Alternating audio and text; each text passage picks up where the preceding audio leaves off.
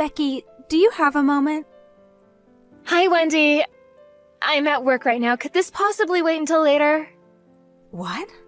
You have a job? Well, yeah, were you not aware? I had no idea. Oh, well, yeah, I'm working now. Why didn't you say so when you moved into the employee apartment building last month?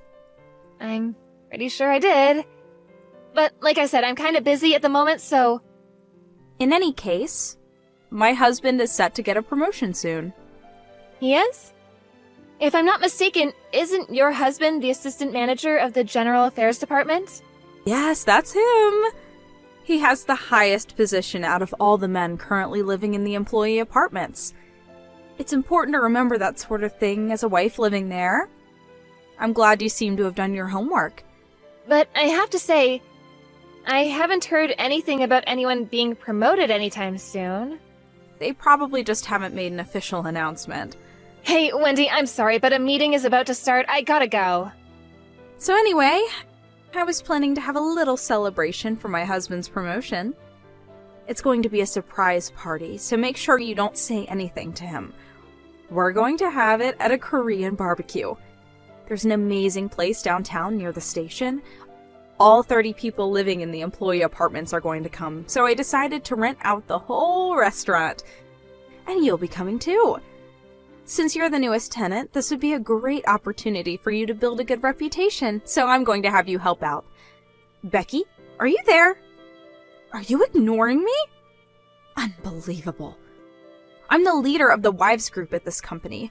Who do you think you are ignoring my messages? I'm not going to let you disrespect me like this. Our kids even go to the same elementary school, Becky. That means we're both part of the same PTA organization. And guess what? I'm the leader of that PTA as well. Being at work is no excuse for shirking your responsibility to respond to me, Becky.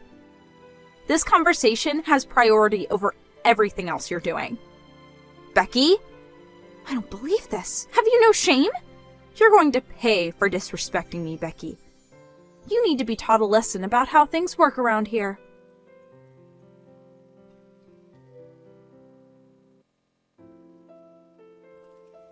Hey, Becky. I don't believe you've ever told me anything about your husband's work at the company. Could you tell me about his department and position? My husband? I don't see how that's any of your concern. That explains everything. If you feel the need to hide it, he must be a low-level employee.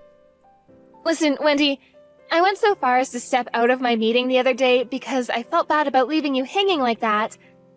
But I can't deal with long conversations like that while I'm at work. Excuse me? I can make exceptions for emergencies, but from now on, I won't be responding to any other kind of messages while I'm at work. How dare you? I have to go now. I'm just about to board a plane. A plane? Why? I'm leaving on an extended business trip, so I'll talk to you later. That has nothing to do with me. So anyway, about the party for my husband I mentioned the other day, I went ahead and rented out the Korean barbecue just like I planned. We'll order beer by the pitcher, so you'll be in charge of topping off everybody's drinks. The party is tomorrow. Be at the restaurant at 12, don't be late. And no, participation is not optional, especially not for you. So don't even think about giving me any excuses for not being able to come. Do I make myself clear?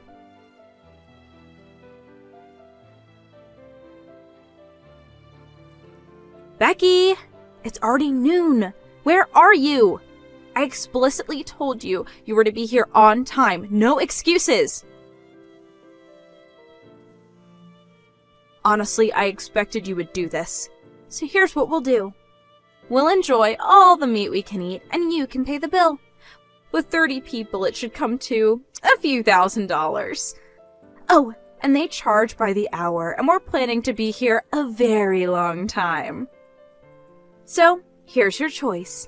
Either you get yourself to the restaurant this instant, or you pay the bill.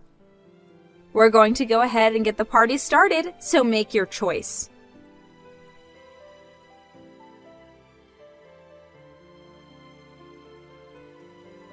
One hour down. Becky, I hope you're not under the impression that I was joking when I said you were going to pay the bill. I was dead serious. I fully intend to have you pay for every cent of the bill for this party, whether it's 1,000, 10,000, or 100,000. I'm a woman of my word, Becky. Remember, every hour you're not here is one more hour that you'll have to pay for. I'd hurry up if I were you. At this rate, you're going to have to sell a kidney on the black market to pay it off. Maybe then you'll finally learn that you shouldn't cross me, the leader of the WISE group and the PTA. Well then, I think I'll go ahead and order myself another plate.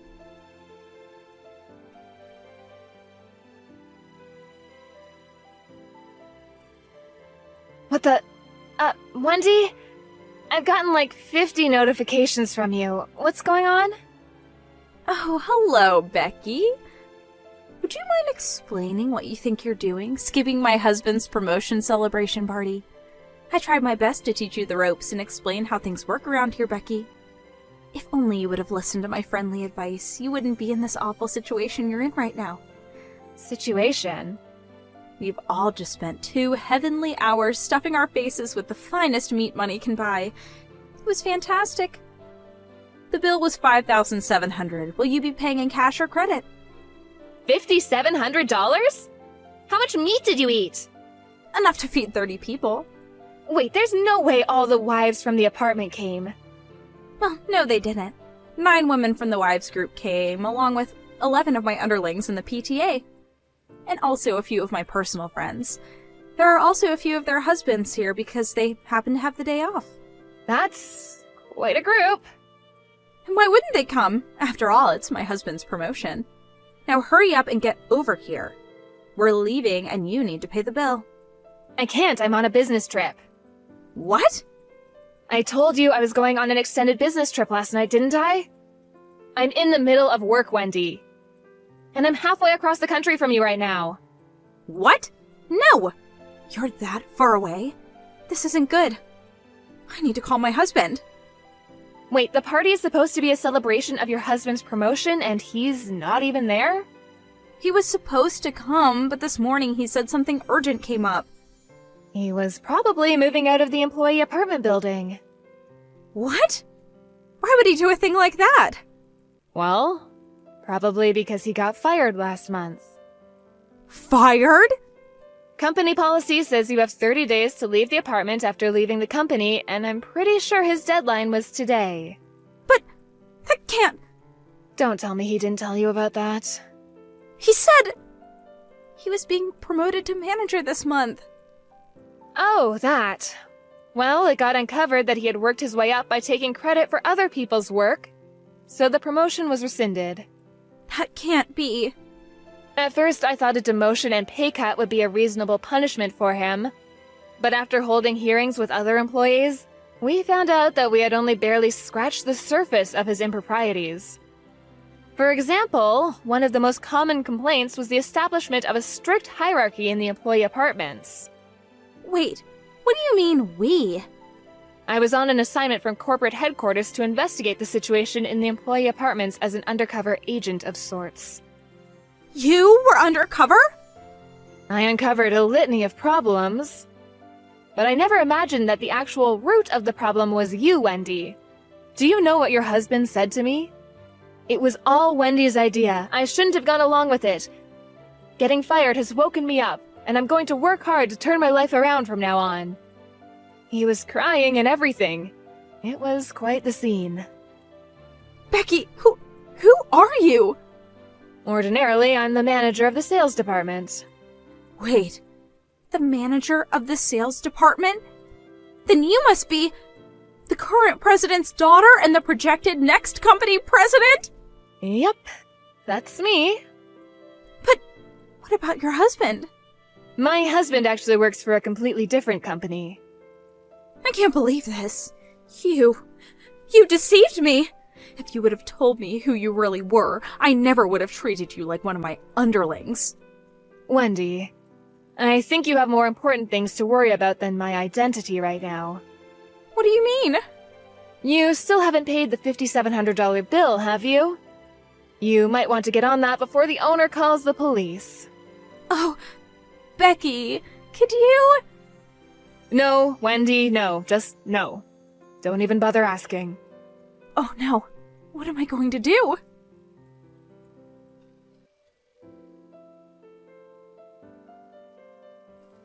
Becky, this is terrible. The manager called the police on me, and my husband divorced me. He told me that he never wants to speak to me again, and that his lawyer will be contacting me soon. After getting fired, he decided to start a new life for himself, take over his parents' farm. The kids all moved away with him. I've never been anything but a housewife. I haven't even worked part-time since getting married. And I had to empty the small savings account I had from when I was single to pay the bill at the restaurant. So I can't even afford a half-decent lawyer.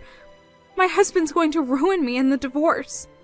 I asked my parents if I could live with them, but they said I only have 1 month to get a job and move out. Why is this happening to me? Hey, Becky, since you're going to be the next president, do you think you could lend me a hand? Becky! Don't ignore me at a time like this.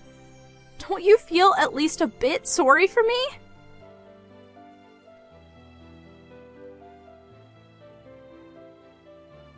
That last flurry of messages was sent when I was in the middle of an important meeting. I've told her so many times that I don't answer messages while I'm at work. What does it take to get through to that woman? Her near-zero work experience has had a major impact on her job search. She shows up late, leaves early, talks back to her boss, demands a break every hour, and uses work computers to do online shopping while she's on the clock. She refuses to admit when she's in the wrong, so she hasn't lasted more than a month at any job she's managed to land. Since there's no one around her who can get her under control, her financial position got worse and worse until she finally had to go to loan sharks to make ends meet. When I think about it, this was really the inevitable conclusion to her story all along.